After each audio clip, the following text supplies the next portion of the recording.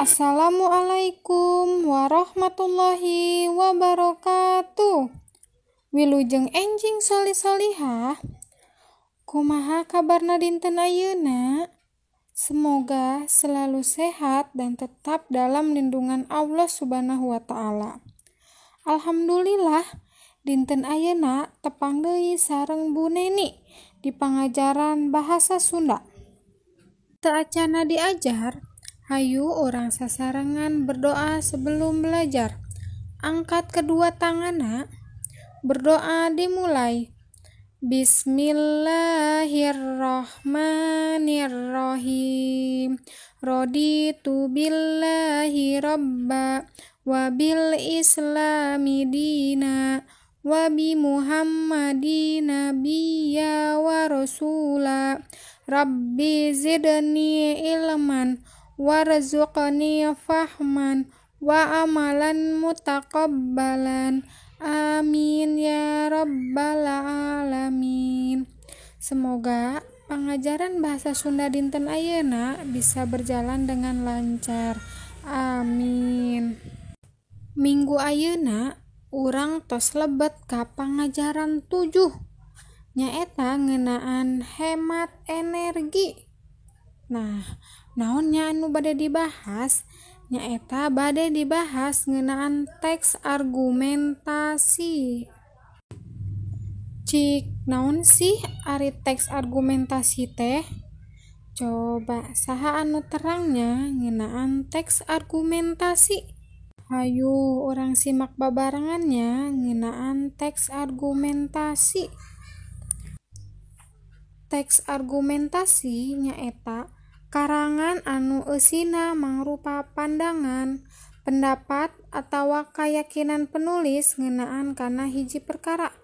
Dalam bahasa Indonesia, teks argumentasi yaitu sebuah paragraf yang berisi pendapat atau keyakinan penulis untuk mempengaruhi pembaca agar sependapat dengan pemikiran penulis. Coba urang tingali di buku paket halaman 77 sampai 78.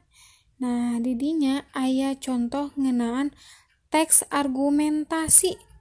Coba urang baca sasarengannya. Nah, satos dibaca teks argumentasi, coba hideuk simpulkeun naon wae sih eusi teks argumentasi eta.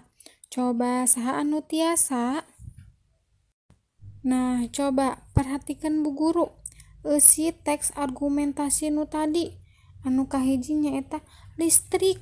Listrik teh mangrupa kabutuhan sapopoe. Nah, kadua aya pembangkit listrik. Pembangkit listrik teh aya seueur.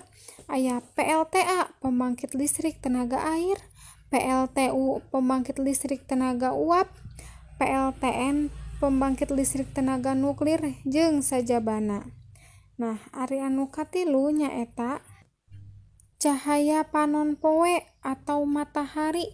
Nah, matahari teh seueur mangpaatna nyaeta moe baju, moe pare, atau moyan jeung sajabana.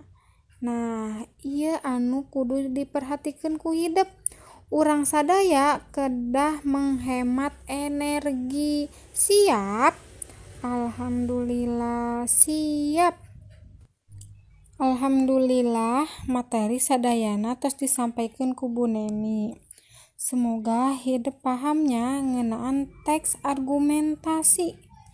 Nah, kanggo tugas di bumi, hideuk kedah maca teks argumentasi halaman 77 sampai 78. Nyaeta ngeunaan energi listrik tina panon poe. Tugasna kedah maca wungkulnya. Siap? Insyaallah. Sateu acan pangajaran ditutup, hayu urang sasarengan ngucapkeun hamdalah. Alhamdulillahirabbil alamin. Sekian pengajaran dinten ayeuna, mohon maaf bila aya kalepatan. Wassalamualaikum warahmatullahi wabarakatuh.